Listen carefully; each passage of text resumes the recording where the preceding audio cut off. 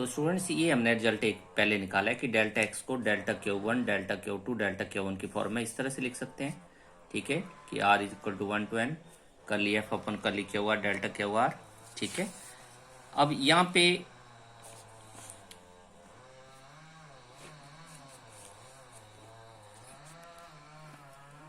पे आपने delta x को लिखना है R equal to 1 to n curly X upon curly Q R delta Q R. Delta Y को लिखना है R इज इक्वल टू, तो डेल्टा वाई को डेल्टा क्यू आर की फॉर्म में इस तरह से लिख पाएंगे। ठीक है, और डेल्टा जेड को डेल्टा क्यू आर की फॉर्म में इस तरह से लिख पाएंगे। ठीक है, तो ये सारी वैल्यू जो है वो आपने यहाँ पे पुट कर देनी, delta X delta Y and delta Z की। ठीक है, तो ये वैल्यू यहाँ पे पुट कर दी। ठीक है, तो यहाँ सबसे अगर आप यहाँ पुट करके देखें, ठीक है, तो ये यहाँ पे आ जाएगा X into this one full plus Y into this one plus Z into this one. तो यहाँ से डेल्टा क्यू आर सबसे कॉमन आ जाएगा, तो बचेगा X into this one plus Y into this one plus Z into this one, और delta Q R सबसे कॉमन आएगा। ठीक है, the work done by each of the forces is given, the work done by each of the forces is given by an expression of this form। ये force P का work done है। इसी तरह की अगर कोई फोर्स चेंज करेंगे तो इसी तरह की एक एक्सप्रेशन और आती चलेगी आपके पास। ठीक है, by addition we obtain the expression of the forces. अब मतलब अगर आपके पास एक फोर्स है P तो उसका वर्क डन नहीं होगा, कोई और फोर्स है तो उसका वर्क डन आपका एक इसी तरह की एक्सप्रेशन और आ जाएगी, एक और फोर्स है उसका भी एक्सप्रेशन इसी तरह से आ जाएगा।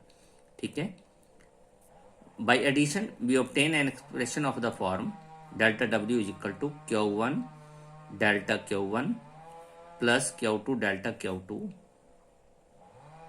Plus on up to Qn delta Q1। ये कैपिटल लिख रहे हैं, capital Q1 capital Q2 capital Q1।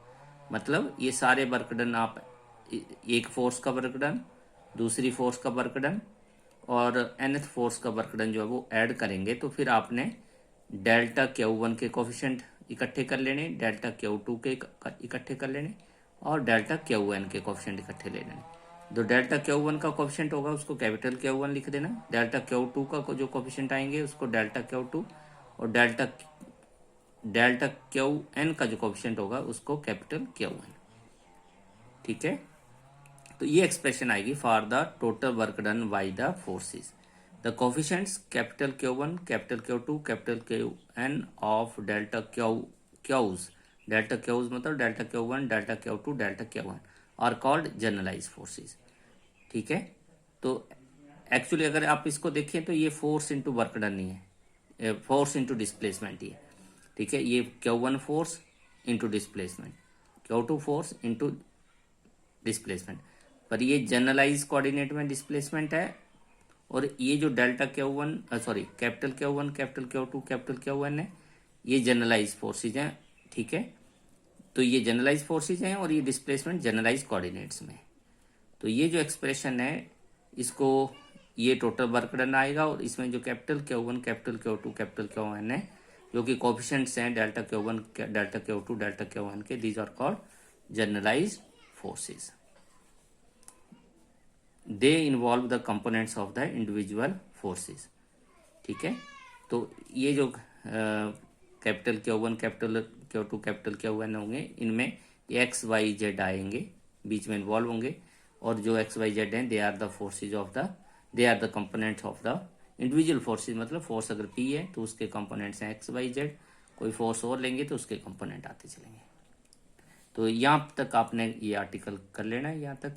ठीक है, कि ये जो कैपिटल Q1 Q2 Qn है, अगर इस तरह के एक्सप्रेशन लिखेंगे तो these are called generalised forces.